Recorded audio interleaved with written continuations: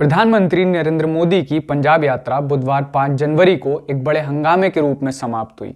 बड़ी सुरक्षा चूक हुई, उनकी रैली नहीं हो पाई क्योंकि प्रदर्शनकारियों ने रास्ता रोक दिया। कथित तौर पर पीएम ने कहा कि उनकी जान को खतरा था, लेकिन सुरक्षा में ये चूक किसकी गलती थी और या ये सब राजनीति थी?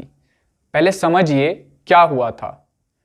पीएम मोदी के लैंडिंग के बाद साफ हो गया कि खराब मौसम के कारण हेलीकॉप्टर से जाना संभव नहीं होगा, इसलिए सड़क के रास्ते उन्हें हुसैनीवाला ले जाने का फैसला किया गया।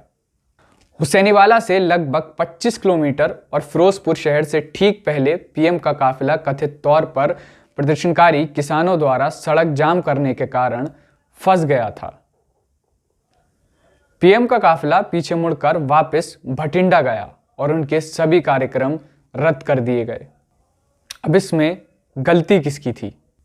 सवाल वास्तव में कई एजेंसियों पर उठता है। इस पर ना तो पंजाब पुलिस और ना ही पीएम की सुरक्षा के लिए जिम्मेदार स्पेशल प्रोटेक्शन ग्रुप एसपीजी दोष से बच सकती है।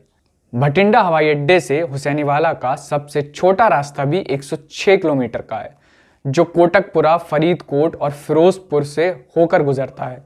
आम दिनों में इसमें 2 से ढाई घंटे का समय लग जाता है।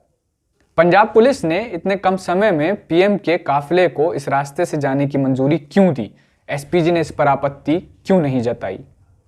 सीनियर जर्नलिस्ट मीतू जैन ने इस मामले पर ट्वीट कर पूछा है कि जब पीएम की यात्रा एसपीजी रूल बुक्स के आधार पर होती है, जिसके मुताबिक बैकअप रूट तय होता है, सेफ हाउस तय होता है, तो क्या इस बार ये रूट तय नहीं हुआ था? अगर पीएम को असुरक्षित रूट पर यात्रा करने दिया गया तो एसपीजी चीफ को इस्तीफा क्यों नहीं देना चाहिए? रूट को ग्रीन सिग्नल राज्य पुलिस देती है, तो अगर असुरक्षित रास्ते पर जाने के लिए राज्य पुलिस ने ग्रीन सिग्नल दिया तो डीजीपी को इस्तीफा क्यों नहीं देना चाहिए? रूल बुक के मुताबिक मौसम की 48 घंटे पहले जानकारी लेनी होती है, लेकिन ऐसा क्यों नहीं किया गया? काफिले के आगे एक चेतावनी कार चलती है, तो इस कार ने प्रदर्शनकारियों को क्यों नहीं नोटिस किया? क्यों पीएम के काफिले को कुछ लोगों के 20 मीटर करीब तक पहुंचने दिया गया? एसपीजी ने तुरंत यू टर्न क्यों नहीं लिया? 20 मिनट का इंतजार क्यों? अगर पीएम कह रहे हैं कि जान को खतरा था तो एसपीजी को जवाब देना चाहिए, क्योंकि इनर लेयर की सुरक्षा पूरी तरह से एसपीजी की है।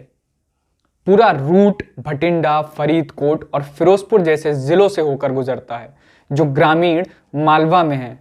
ग्रामीण मालवा किसानों के विरोध का केंद्र है, तो निश्चित रूप से केंद्रीय एजेंसी जैसे कि इंटेलिजेंस ब्यूरो को विरोध प्रदर्शन का पूर्व अनुमान करना चाहिए था। गृह मंत्रालय ने दावा किया कि पंजाब पुलिस ने मंजूरी दे दी। सीएम चन्नी ने दावा किया कि इस मामले में पंजाब पुलिस की सीमित पहुंच है और उन्होंने प्रदर्शनकारियों को समझाकर सड़कों से जाम हटा दिया था।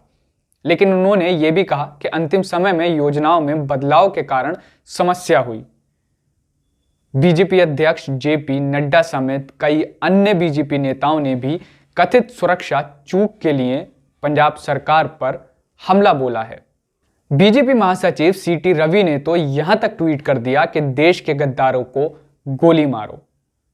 बीजेपी समर्थक चैनल टीवी पर दिखा रहे हैं कि मोदी खतरे से बचने में कामयाब रहे।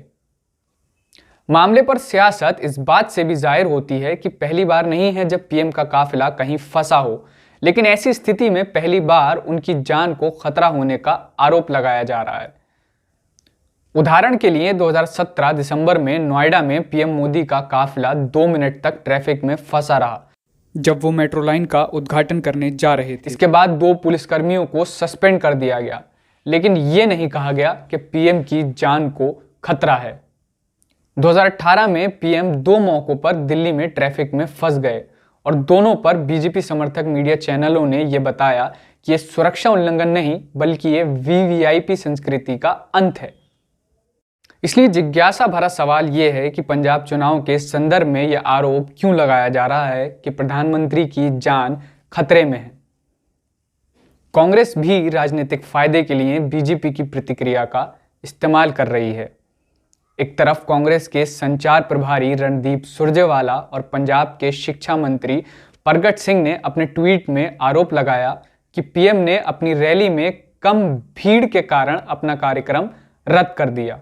फिर एक और नैरेटिव जो सीएम चन्नी की प्रेस कॉन्फ्रेंस के दौरान स्पष्ट हो गया कि कुछ वर्ग पीएम के बयान की उनकी जीवन खतरे में था को पंजाब के अपमान के रूप में देख रहे हैं।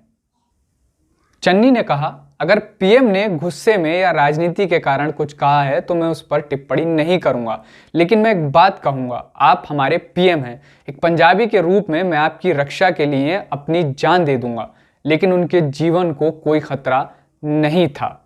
साथ ही चन्नी ने पीएम की रैली में कथित तौर पर कम भीड़ पर कटाक्ष करते हुए कहा, 70,000 कुर्सी लगी, 700 बंदे पहुंचे, मैं क्या करूं यार।